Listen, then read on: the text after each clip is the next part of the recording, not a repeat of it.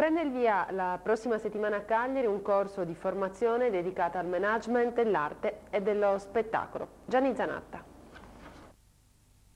Come si organizza uno spettacolo? Quali sono le ricadute economiche sui luoghi dove viene organizzato l'evento? Quali sono le forme migliori per pubblicizzare un festival? Come si crea e come si gestisce un'organizzazione culturale? A queste e ad altre domande darà risposta un corso per manager dell'arte e dello spettacolo organizzato a Cagliari dalla Una Spacli provinciale in collaborazione con il Conservatorio Pierluigi da Palestrina.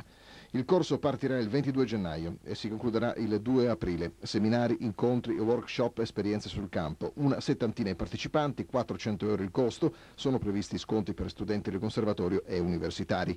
Al tempo dei tagli alla cultura decisi da governo e regione non è un controsenso organizzare un corso per manager di spettacolo ed arte, sostiene Michele Pilia, direttore didattico dell'iniziativa. Anzi, è proprio nei periodi di crisi che si sente il bisogno di figure professionali che sappiano gestire un evento, che sappiano cosa significa promuovere il patrimonio artistico e culturale.